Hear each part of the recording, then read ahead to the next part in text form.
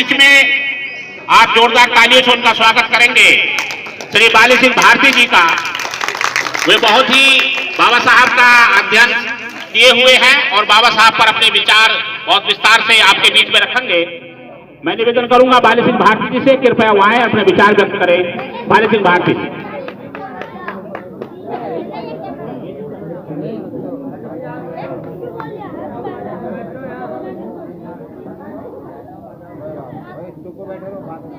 विश्व वंदनीय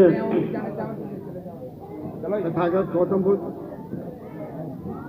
सम्राट अशोक,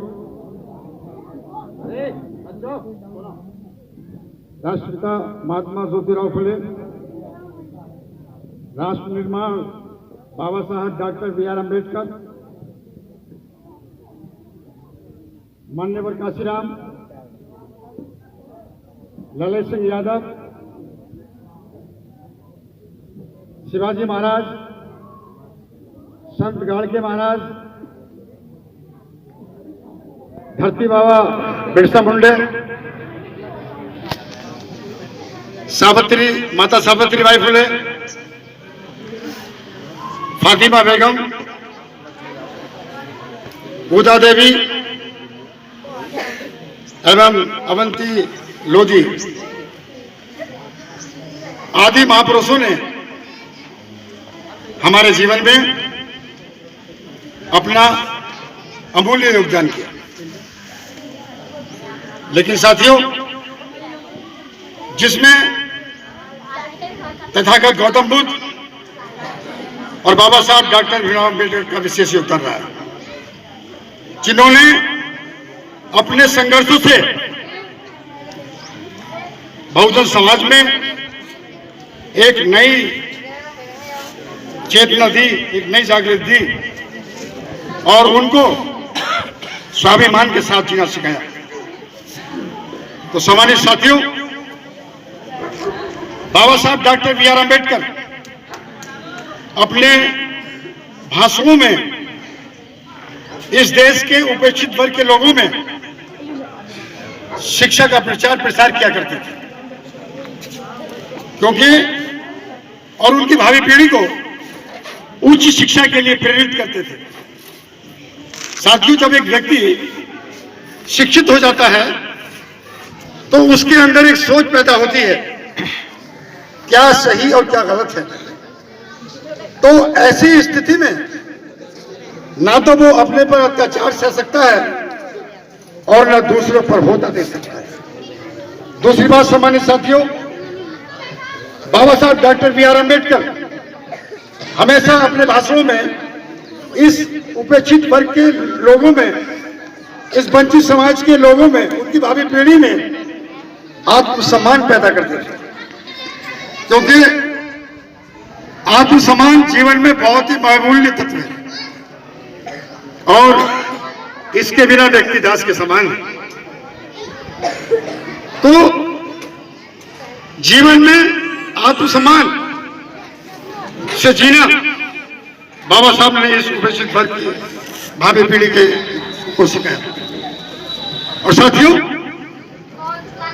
बाबा साहब अपने भाषणों में ये भी उचित वर्ग को समय समय वो उपदेश देते रहे हैं कि जिस व्यवस्था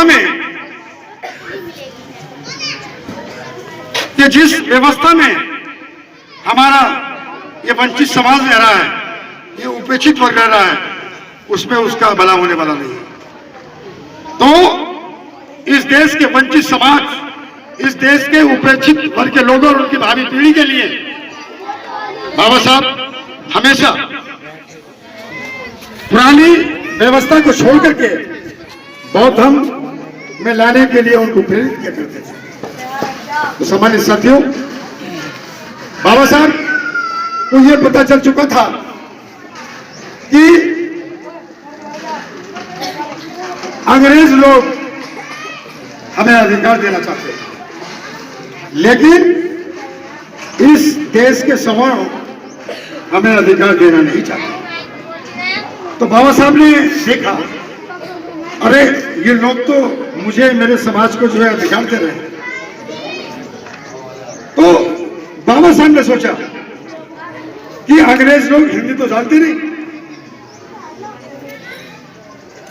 तो इस देश के दलितों, शोषितों, आदिवासियों, अति पिछड़ों और महिलाओं की जो दयनीय स्थिति है हमारे देश के अंदर, हम कैसे अंग्रेजों के सामने रखें। तो बाबा Saheb doctor B are Ambedkar ने सन 1927 में एक अंग्रेजी में एक इंग्लिश में संगठन बनाया, और साथियों जिसका नाम था डेफ रेसिस क्लासेस। हम ये जानना चाहते हैं क्या उस समय लोगों को इंग्लिश आती थी? मैं समझता हूं कि आज भी इंग्लिश नहीं आती है, लेकिन जैसे आनी चाहिए। तो बाबा Saheb doctor B are Ambedkar उन लोगों का जो संगठन बना रहे थे उसका नाम इंग्लिश में क्यों रख रहे थे? क्योंकि बाबा साहब को यह पता चल चुका था कि इस देश के ठेकेदार हमें न्याय नहीं देंगे, हमें बाहर से जो ब्रिटिश लोग हैं उनसे यह न्याय लेना है। इसलिए बाबा Saheb doctor B are Ambedkar संगठन का नाम इंग्लिश में रखा। उनको ये समझाने के लिए, उनको ये पता चलने के लिए, इसलिए बाबा साहब ने संगठन का नाम डेफ रेसिस कॉलेज इंग्लिश में रखा कि इस देश के अंदर कोई तो वंचित है, इस देश के अंदर कोई तो दबा कुचला है, जिसको इस देश के धर्म ठेकेदारों ने जुल्म, जाति, शोषण, उत्पीड़न, अत्याचार के माध्यम से ये लोग की स्थिति को दास की स्थिति में लाया। तो सामान्य साथियों, जब अंग्रेजों को डेफ रेसिस क्लासेस के संगठन के माध्यम से ये पता चला तो अंग्रेजों ने एक राउंड टेबल कॉन्फ्रेंस को कॉल किया, और उस राउंड टेबल कॉन्फ्रेंस में इस भारत के जितने भी महान हस्तियां थी सबको न्योता दिया। इस देश के रियासतों के महाराजाओं को न्योता दिया, इस देश के मुसलमानों को न्योता दिया, कांग्रेस को न्योता दिया, गांधी जी को भी न्योता दिया। अंग्रेजों ने सोचा कि डेफ रेसिस क्लासेस के लोगों को भी इस राउंड टेबल कॉन्फ्रेंस का रिप्रेजेंटेटिव जाना चाहिए, तो किसको भेजे? तो उस समय Baba Saheb doctor Ambedkar depressed classes के अध्यक्ष थे। तो अंग्रेजों ने उस राउंड टेबल कॉन्फ्रेंस के प्रेसिडेंट के लिए बाबा साहब को नौकर भेजा। तो सामान्य साथियों, उस राउंड टेबल कॉन्फ्रेंस में सभी व्यक्तियों ने अपने अपने दृष्टिकोण प्रस्तुत किए।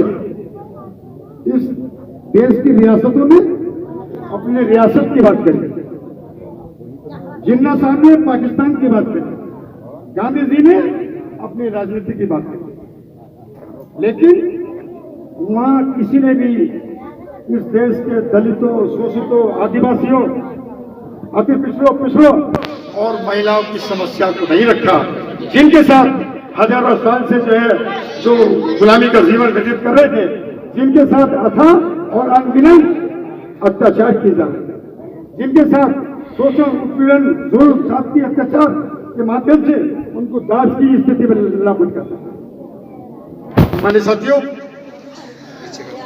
यहाँ हमारे देश के बच्चे समाज को, उपेक्षित वर्ग के लोगों को, दबे कुचले लोगों को बाबा साहब की भावनाओं और उसको समझने की जरूरत है। जैसे ही बाबा Saheb doctor B are Ambedkar का उस राउंड टेबल कॉन्फ्रेंस में बोलने का नंबर आया, तो बाबा साहब ने प्रारंभ में कहा कि सभी प्रतिनिधियों ने अपना अपना दृष्टिकोण प्रस्तुत किया, लेकिन किसी ने भी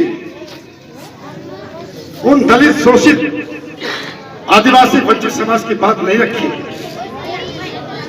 जिनके साथ सदियों से पैमाने कृत्य किए जा रहे थे, जुल्म जाति शोषण अत्याचार किए जा रहे थे, तो सामान्य साथियों, बाबा साहब ने भी अपने विचारों की अभिव्यक्ति की, जो बहुत ही सार्थक और मर्म स्पर्शी है, हृदय स्पर्शी है।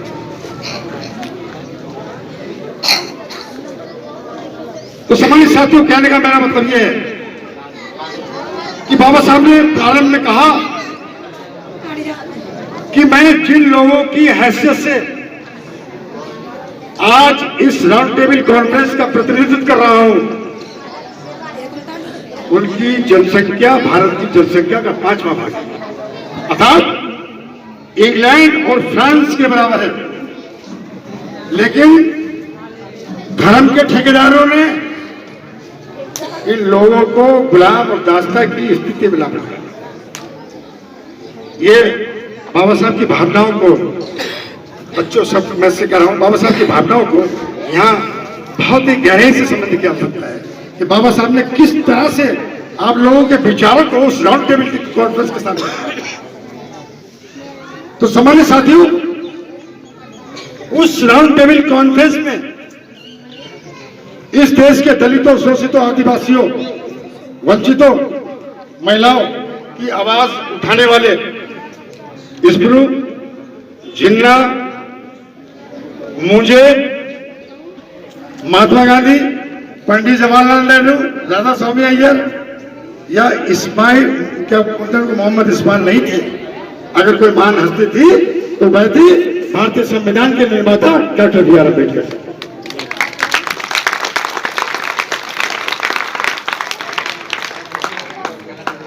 दूसरी बात सामान्य साथियों, तथागत गौतम बुद्ध ने, महापुरुष तो बहुत ही लिखी, मैं थोड़ा भी बोलूंगा। सामान्य साथियों, तथागत गौतम बुद्ध ने हमें अष्टांगिक मार्ग दिया। उस अष्टांगिक मार्ग का अनुसरण करते हुए हम अपने जीवन को उन्नत, खुशहाल और समृद्ध बना सकते हैं। अष्टांगिक मार्ग क्या है?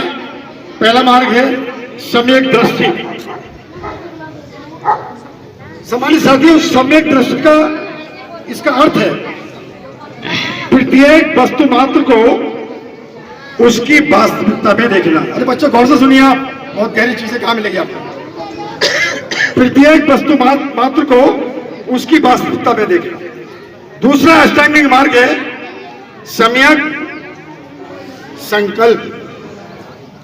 इसका अर्थ है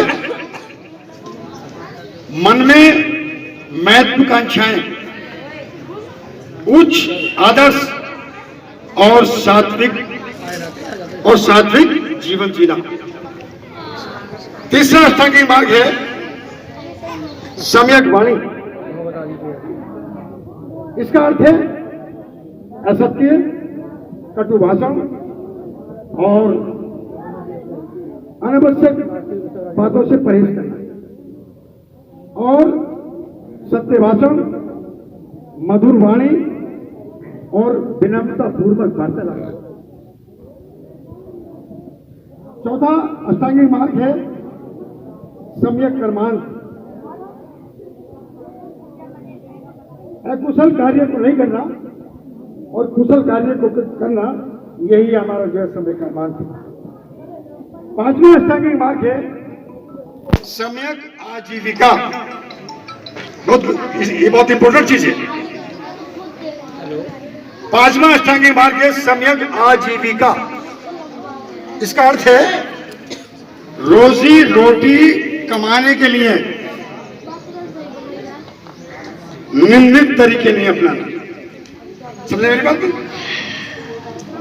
जिससे ताकि समाज पर बुरा प्रभाव पड़े। और साथियों, छठा अष्टांगिक मार्ग है सम्यक व्यवसाय। इसका अर्थ है चरित्र को ऐसे कार्यों से दूर रखना जिससे मनुष्य का मन दूषित होता है। ऐसे बुरे भावनाओं को मन से दबा दे, इसे कहते हैं सम्यक, क्या कहते हैं, व्यवसाय। और सामान्य साथियों, सातवां जो अष्टांगिक मार्ग है वह है सम्यक स्मृति। इसका अर्थ है मन में शुभ विचारों का लाना और बुरे विचारों को मन में आने से रोकना, इसे कहते हैं सम्यक स्मृति। और सामान्य साथियों, अष्टांगिक मार्ग का जो आखिरी है, जो 8वां मार्ग है, वो बहुत ही इंपॉर्टेंट है और पढ़ने वाले बच्चों के लिए तो बहुत ही बेहतरीन चीज है अगर आप उसको अमल में लिया है। जो मैं आपको बताने जा रहा हूं, पढ़ने वाले बच्चों के लिए, बिजनेस करने वाले के बच्चों के लिए, या जो भी वो अपने अपने कार्य को कर रहे हैं, अगर अष्टांगिक मार्ग का पालन करते हैं तो उनके लिए इससे बढ़िया कोई चीज नहीं होती। सुनिए आप, 8वां है अष्टांगिक मार्ग। इसका अर्थ है चित्त को, चित्त किसे कहते हैं, मन को। चित्त को सभी बुरी भावनाओं से रोक, चित्त को सभी प्रकार की बुरी भावनाओं से रोकना और चित्त की एकाग्रता बनाए रखना। अगर आप किसी IAS PCS की स्टडी कर रहे हैं और पढ़ते समय आपकी जो माइंड की जो वो है ना, कहते हैं वो एकाग्रता जो है, जो देखने की एकाग्रता, अगर वो किताब तक सीमित है और आपको पता नहीं कि हाथी चिंगाड़ा, हमें नहीं पता हाथी चिंगाड़ा, तो केवल किताब नहीं। अगर माइंड की एकाग्रता आपकी इस टाइप की है तो दुनिया की कोई ताकत नहीं आपको IAS PCS से रोकते, लेकिन आपको माइंड की एकाग्रता बनानी पड़ेगी, उपाय होगा। तो अगर व्यक्ति सम्यक समाधि का अभ्यस्त हो जाए तो उसकी मानसिक स्थिति इतनी प्रबल हो सकती है जो कुछ भी उपलब्ध किया जा सकता। आप समझ रहे बात? तो सम्यक समाधि तो सभी के लिए बहुत बेहतर चीज है, बस सबके इसका पालन करने की जरूरत है। तो सामान्य साथियों, तथागत गौतम बुद्ध जी ने अपने माँ बाप को छोड़ा, अपनी सुंदर पत्नी को छोड़ा, अपने बच्चों को छोड़ा और इतना बड़ा राजपाट राजशाही को छोड़ा और एक फकीर का जीवन धारण करके निकल गए घर से, क्योंकि उन्हें पता चल चुका था कि इस संसार में सुख और दुख दो चीजें हैं और सुखों के मुकाबले दुख बहुत है और इस दुखों का निवारण कैसे हो वो इस खोज में लगे। और सम्मानित साथियों, पूरा जीवन उन्होंने जो है इस विश्व के मानव कल्याण के लिए कि सुख और दुख दो चीजें हैं, सुख के मुकाबले दुख ज्यादा है, इसका निर्माण कैसे हो, इसका निवारण कैसे हो, उन्होंने अपना पूरा जीवन जो है जंगलों में व्यतीत कर दिया, घूमते घूमते पूरे एशिया में व्यतीत कर दिया और इस पूरे विश्व के कल्याण के लिए उन्होंने कार्य किया, अपने घर के रखते थे। दूसरी तरफ बाबा साहब डॉक्टर BR अम्बेडकर, जिन्होंने इस भारत देश के वंचितों, शोषितों, दलितों, अति पिछड़ों महिलाओं को इस देश के उन्नत वर्ग समान बनाने के प्रयास में